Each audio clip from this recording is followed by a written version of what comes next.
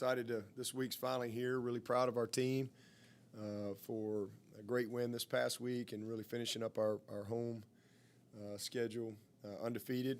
That's a great accomplishment for this group, and excited about the state championship being back in play. I think everyone missed it last year, both sides, so have the opportunity to get this game back going. Unbelievable, long-standing tradition in college football. So look forward to heading down to Columbia. I know it'll be a great game and a great environment. It always is when we go down there, and so we look forward to that. And this is a good team. They're playing with a lot of confidence. They're playing physical. They're playing with a ton of effort, and I think that's a reflection of what Shane has been able to do in a short time. They're 5-1 at home, so they played well there and play with a lot of confidence, and so it's a good team that has battled every single week. And one of the things that I think is impressive about them is what they've done in the fourth quarter against opponents. They've outscored their opponents in the fourth quarter, even games where they were down, and it would have been easy for them to maybe give in a little bit. They've never done that all year. They've competed, and so I think that again says a lot about what Coach Beamer's been able to do in a short amount of time. But it's a good football team. They've found a little bit of an identity offensively. Their quarterback 15 has kind of settled in and settled them down, and he's playing with confidence. He's got good poise and throws the ball well. But they have found the best formula for them to be successful. And they're running that football. And it's a very physical group, physical running backs. They got 4 guys.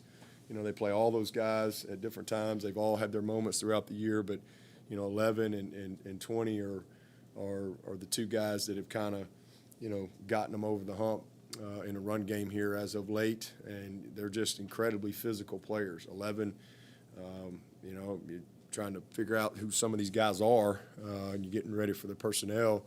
And I think, it makes a lot of sense when you look at him. I mean, he signed with Florida State, and he was a linebacker, played as a linebacker.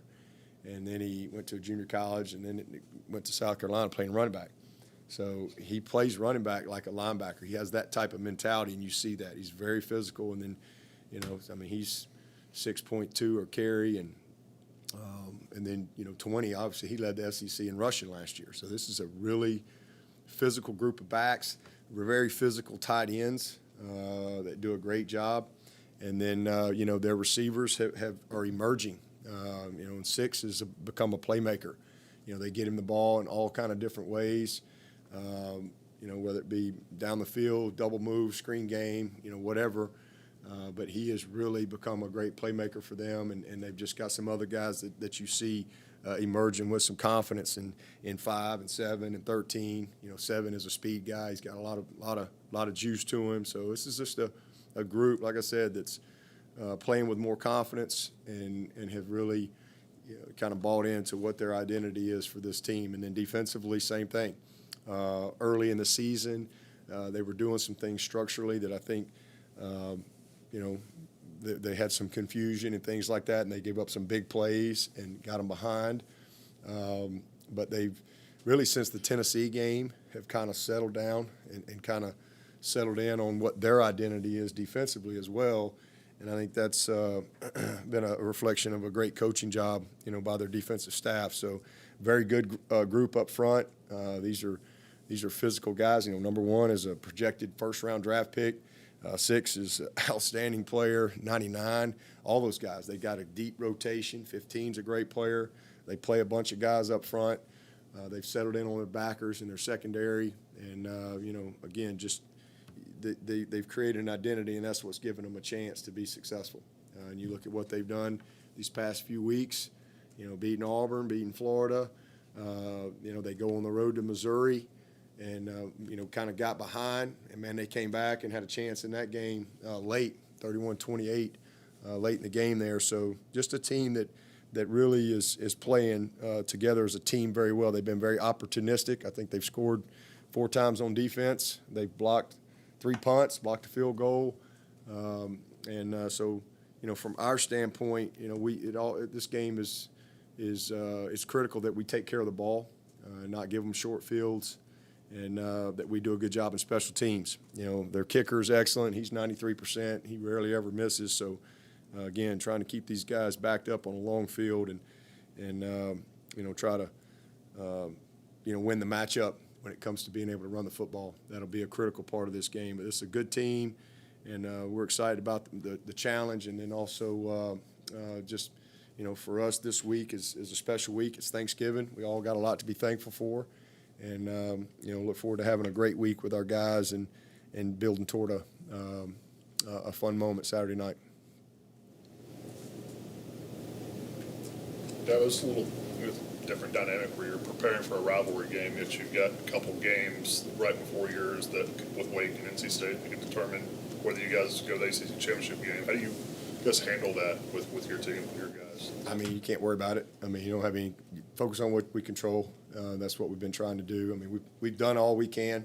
We've put ourselves in position from where we were to going into the very last weekend to still be and have a chance to go to the ACC championship, win the division outright, or be a co-division champ. I mean, I think that's a great accomplishment for this team, for sure. But it's not something we have no control over that, so you can't focus on that. You don't need to waste any energy. We just need to focus on where we are and what we're trying to do, and that's trying to win the state championship. If it's meant to be, it'll work out. If it's not, hey, we gave ourselves a chance, and you get ready for a great bowl game. But that's out of our control. You touched on it briefly in the opening statement, just to have this rivalry game back after the hiatus last year because of COVID. What does it mean just to be able to play this game again after the break last year? Yeah, is this the 118th game? Is that what it is? 118? 118th game?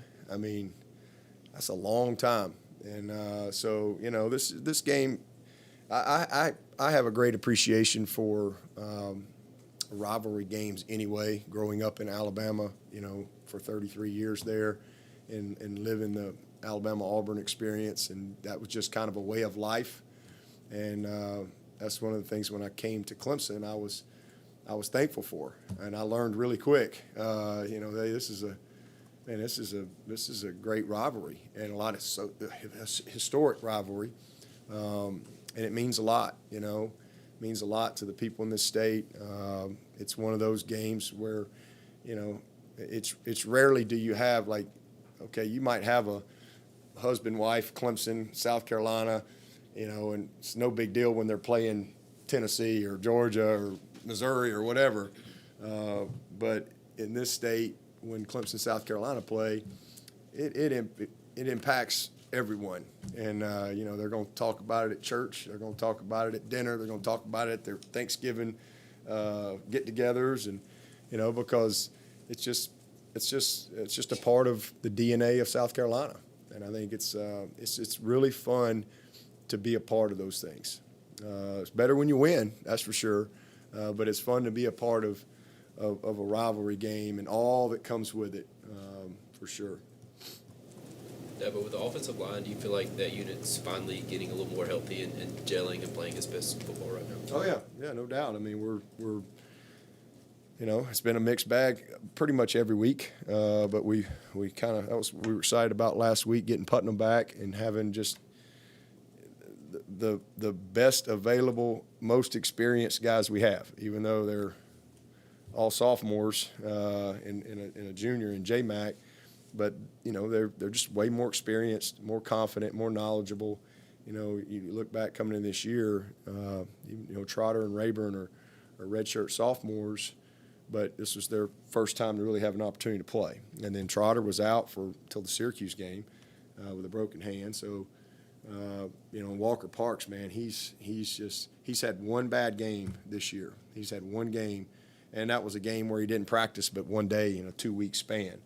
And, so practice it's still important. That's really the only bad game he's had. He's been very steady for us and his first-year starter as well and playing that type of reps. And then J Mack he's an all-conference player. I mean, we've been really, really fortunate that he's been able to stay on the field for us because he's by far definitely our best player, most experienced player, But all those guys, the gap has just closed a little bit, and they're just confident and just being able to, then you look at your youth at running back and developing confidence there, getting experience there, and those guys have kind of got their sea legs under them now and playing with a lot of confidence. And I think we've done some good things at tight end as well that has helped us.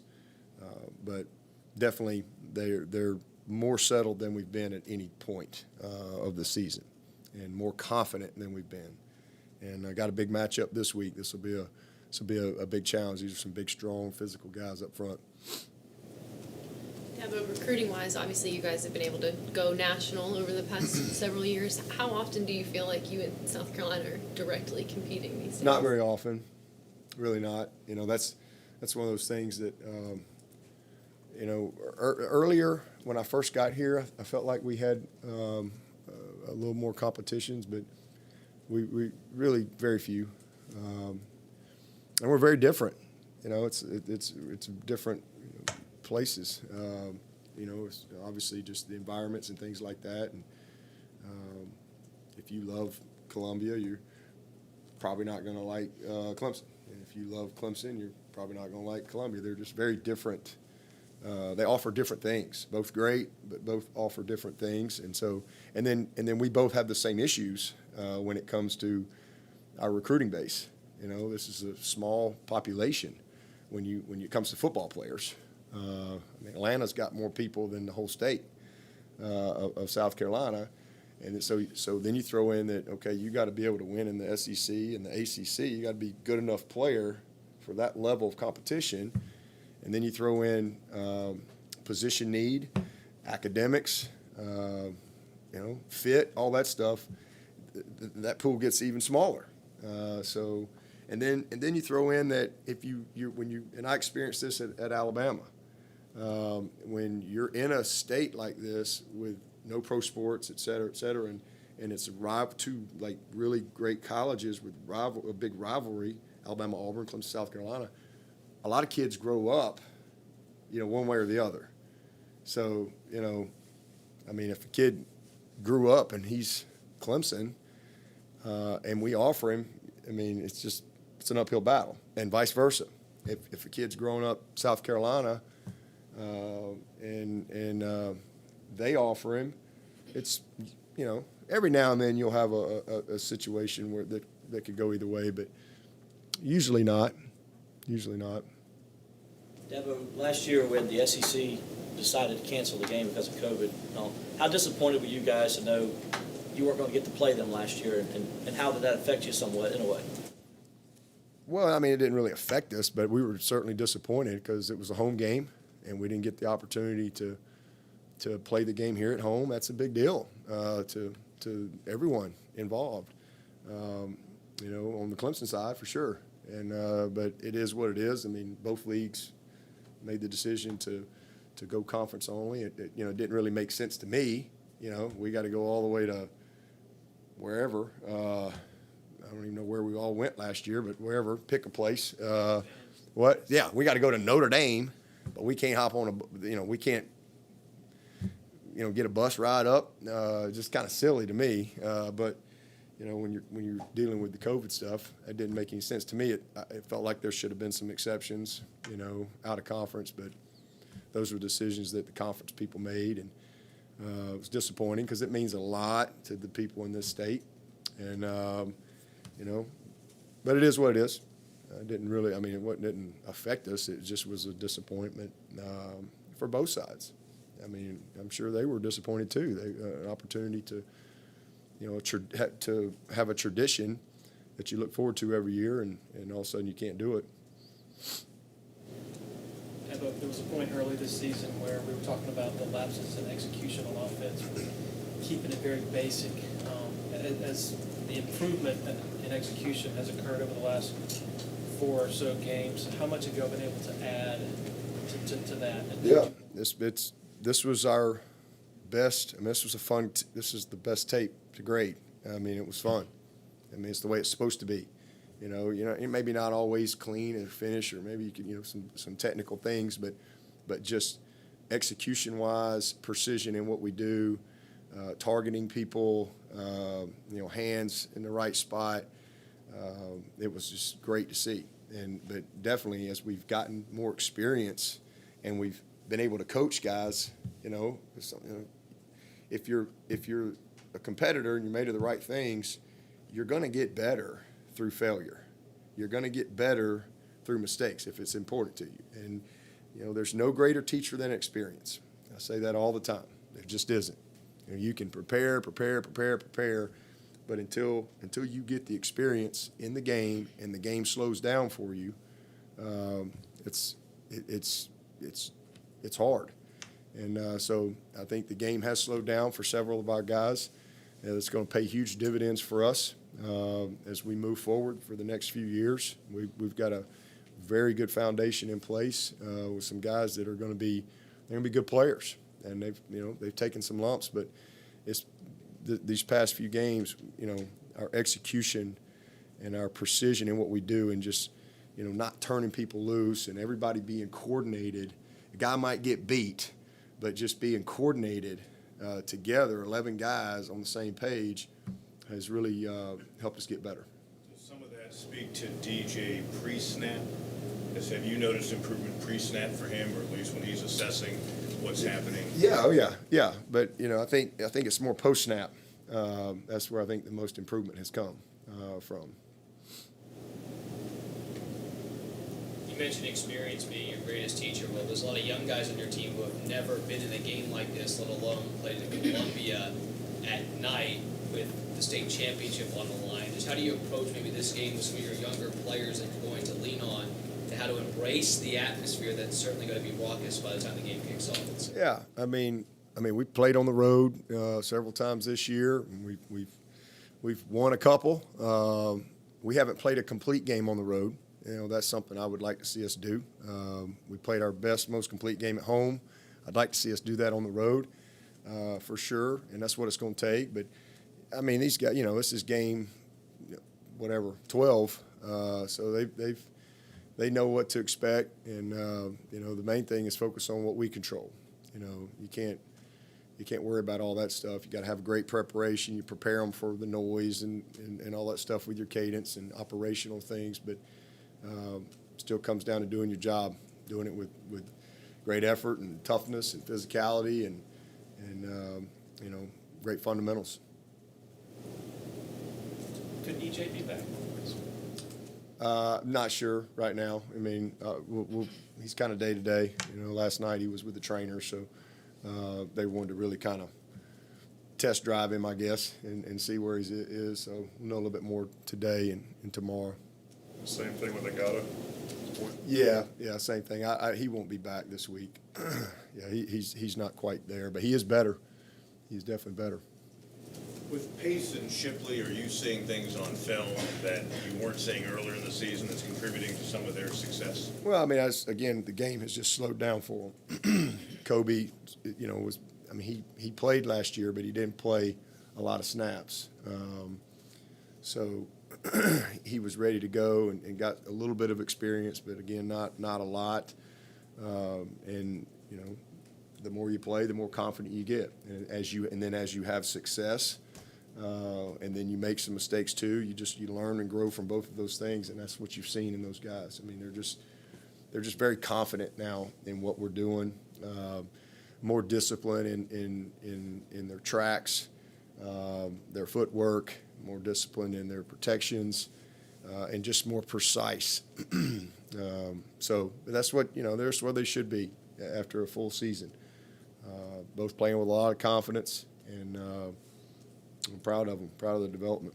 Are they also getting some better holes to run through maybe? Oh yeah, everything. Playing, we're definitely better up front, but you look at Shipley last week, the first big run, we had an unblocked guy, and he just made him miss, and I think earlier in the year, we might get tackled right there, because your eyes are a little bigger, you're breathing a little harder, but as you play the game longer and things slow down, your eyes get a little smaller, your breath becomes a little normal, and next thing you know, your talent starts to, the game slows down and your talent shines a little bit.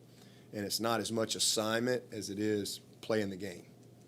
You know, early on when you don't have a lot of experience, it's a lot of, you know, assignment and just really, you know, and then next thing, then you react to the game. But you know, now it's kind of like they're playing, and that's a reflection of just some experience that they've gotten through the year. But proud of those guys. And same with Maffa. You know, he got a little later start because we were trying to hold him, but he's done some really good things as well. You look at the tape, are you seeing anything different out of this year's South Carolina team as opposed to maybe years past when you face off against them? I mean, you know, it's been since 2019, so it's definitely different. Talking 2 years, you know, we got some of the same guys, but they're all older. The guys that were in that 19 game they're just older and more mature players. But you know, the biggest thing is you know, they're playing with a lot of confidence. We've seen some really good teams, you know, over the years. So seen some good teams, seen some teams that were in transition. But this is a good team. It's a good team. You won 6 in a row in the series. Before that, you lost 5 in a row. So what was the difference? What do you see as the difference between a kind of a long losing streak versus a long winning streak? Turnovers. I mean, that 5-game losing streak, we turned it over 15 times to their 3. 5 games, we turned it over 15 times. They turned it over 3. And I think the last one in 2013, I think we had 6 turnovers in that game. So, you know, in a game like this, that'll beat you. As a receivers coach who has always preached the importance of playing away from the ball, how much joy did it give you to see Dakari with those blocks away from the ball in the end zone? He was awesome. Made a big deal out about that in front of the team on yesterday.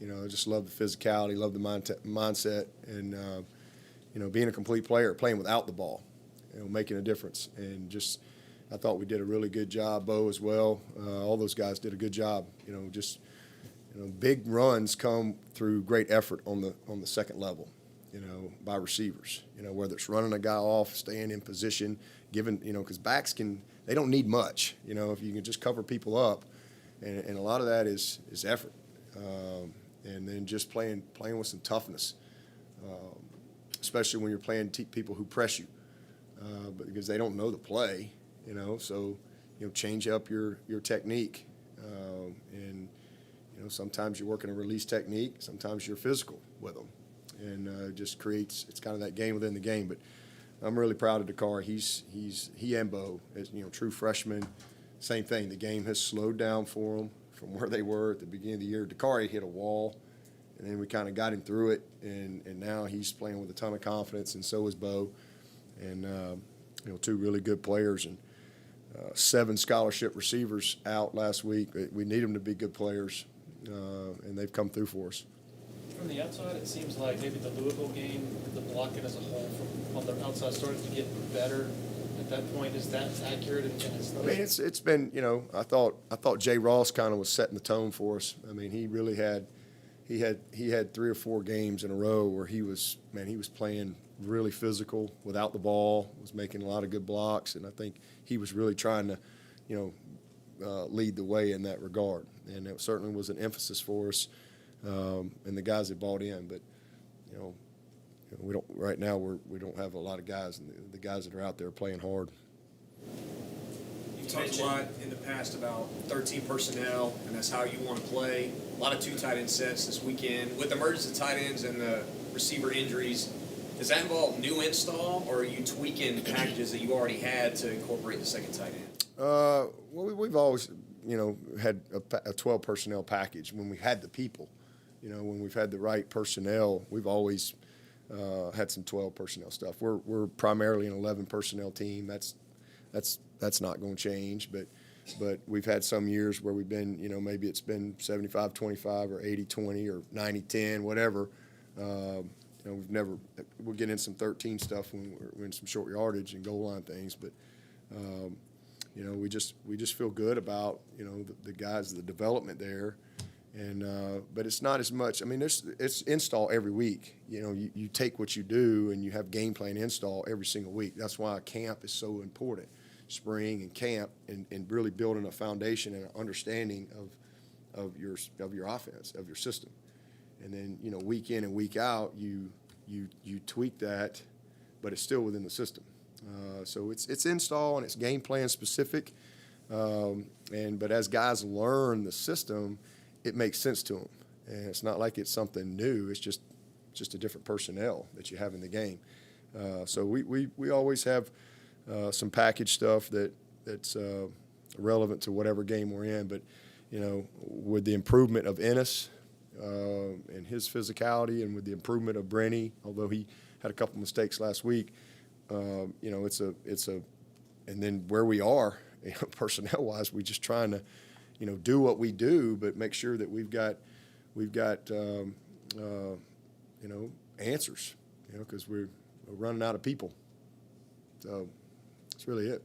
Stellato, do you have an update on where he is? Still limping. You know, they're calling it a bone bruise. He's just limping around. Was he in line to play? Oh yeah, he would have played. Yeah, he would have played a good bit.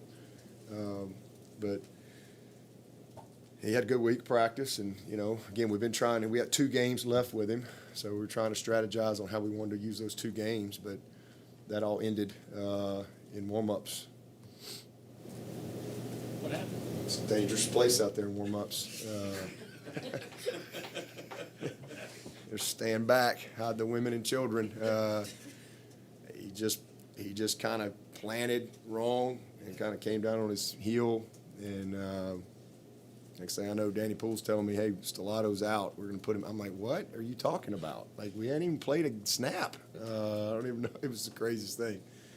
We had that happen one year with Sam Cooper in Athens. Same thing. You know, in fact, I think he broke his leg, though, or maybe it was his Achilles. I can't remember what it was, but anyway, same thing. But he just said he came down funny, and so it's kind of a deep bone bruise on his heel. He can't really walk. Hard to play receiver when you can't walk. You mentioned the turnovers that hurt you in that 5-game losing streak. South Carolina this year, as you know, has been very good at forcing teams into mistakes. What have you seen from them that makes them so good at forcing teams into mistakes? Yeah, well, they're aggressive. You know, they're aggressive, and I think the biggest thing is they've structurally kind of made some changes. You know, Tennessee really just they had some miscommunication issues and guys not on the same page and turned the guys loose. And kind of since that game, they've made some adjustments, and you know they're not afraid to play man coverage. They feel good about those guys, and they've gotten their hands on some balls. They've had some fumbles. They've had some picks. So I think it's 3 pick sixes on the year. So you know, just good positioning and opportunistic finishing on the ball. So you know, you need that along the way. Dabo, the quarterback situation's been a little fluid with different guys coming in and out. With the sample size that you do have of Jason Brown, what are you kind of seeing from him?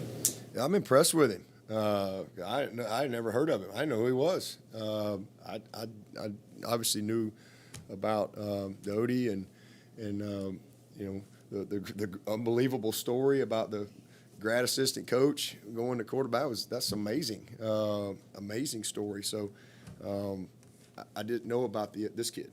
And he's done a nice job. He came in, first time I saw him, I guess it was Texas A&M. He came in that game, and he really did some good stuff. I mean, all the way to the last play. You know, the game was over, but he's playing. I mean, he scrambles out, throws a touchdown pass to number 12, and you know, left side of the end zone there. And I mean, you just see some good things. I see what they like about him, you know, because I think Zeb's back, but they've kind of stuck with this guy.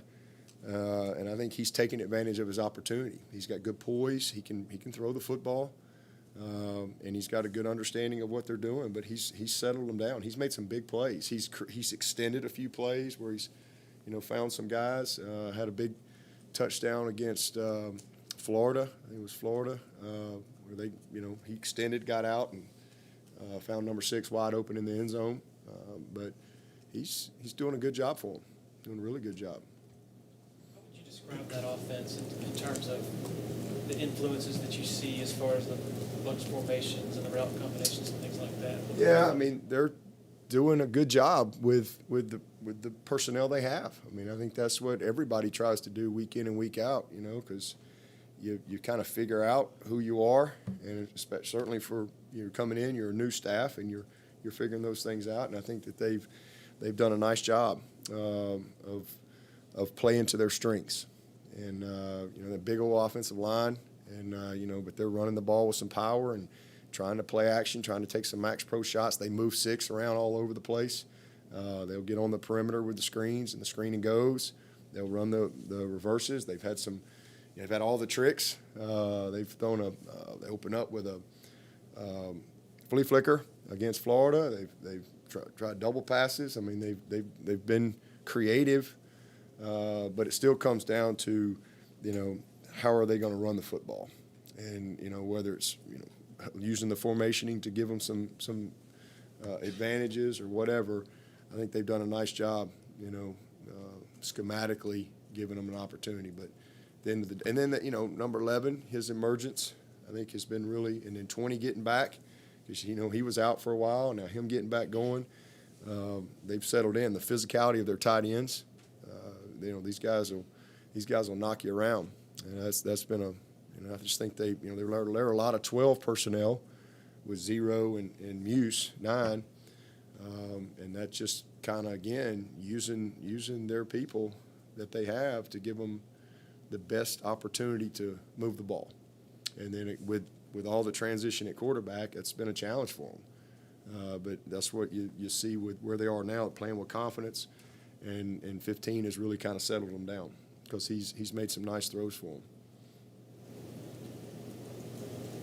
Dabo, I know you said you really challenged the staff last week to coach his best game. Just what was your message to the staff just last week heading into Wake Forest? I mean, I just felt like, that's my challenge every week. I challenge them every single week, but I just felt like that, we were going to have to do our best job, just like we challenge our players every week to do their best. We were going to have to do our very best job in that game, because that was a really good football team, and really challenge you schematically, and but our staff did an awesome job, and I just felt like that we set the tone every week, and just kind of re-emphasizing that.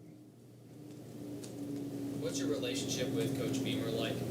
Oh, it's great. I've known Shane a long time. I always had great respect for him. I mean, that's not ever going to change. That's unfortunate part of this business is. There's a lot of people that hate me and they've never met me. They don't know me from Adam because I wear a paw on my shirt, and that just comes with it. When I first got here, you go on the road recruiting. Nobody knows me. My first time out, but I'm used to it because that's the way it was at Alabama Auburn too. You walk into a school and some people are really happy to see you because you're the guy from Clemson, and then other people are like, oh, you're the guy from Clemson, and you get that. And they don't know you, so that comes with the territory from a fan standpoint. But from a professional standpoint, just because somebody wears a logo, that doesn't mean I can't like them anymore. I've always liked Shane. Shane he's a great coach. He's a great man. Love his family. Love his dad. I've always had a great relationship with his mom and dad, and so I got a lot of respect for him. And I compete against a lot of friends, and every game's a rivalry because they're trying to beat you and you're trying to beat them. Every single week you're playing somebody, and a lot of those people that we play are friends. So. That doesn't change just because he's the head coach of South Carolina now. I've got a lot of respect for him.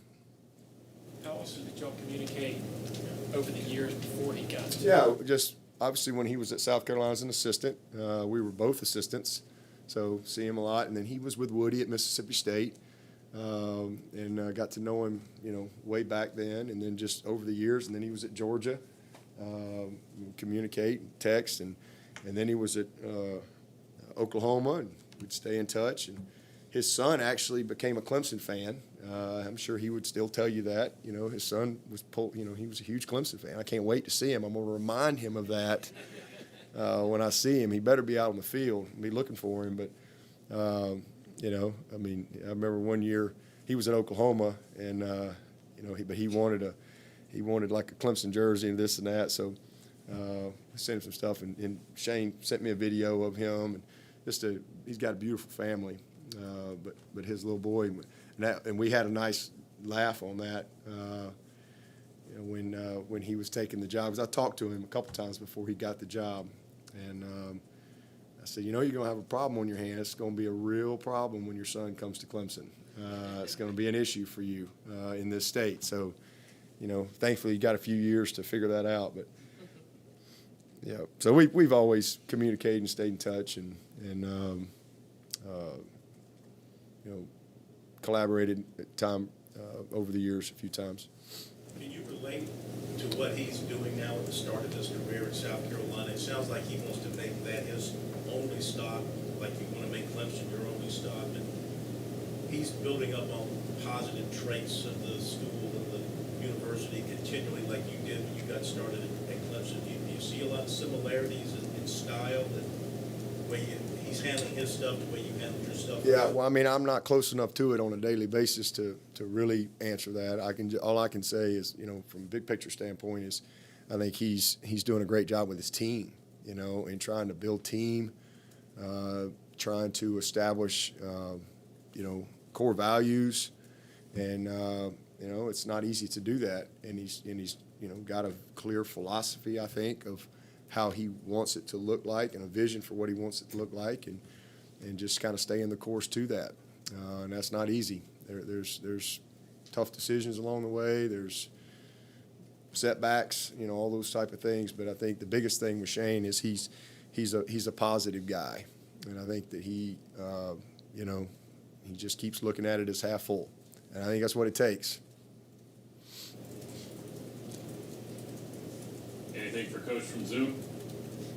You have a favorite Thanksgiving meal to eat on Thursday? Yeah, turkey, and my mom's dressing, and some mac and cheese, and you know, all the usuals. So I look forward to that for sure. How did Justin Ross, his surgery go? Great. It went really good. You know, it was a very clean, very simple surgery to put the screw in there, but he'll be fine. You know, here in a few weeks. Yeah. You think he could still possibly play in the bowl game? Maybe. I don't know. You know, we'll see. We'll see how quick he recovers, but what bowl game we're in, you know, what's the timeline and all that stuff. But I'd say it's a possibility. Do you have any idea what Galloway's plans are? Graduating, and you know, I think we haven't sat down and talked about it, but his intention was to graduate and move on. He's not indicated anything has changed there.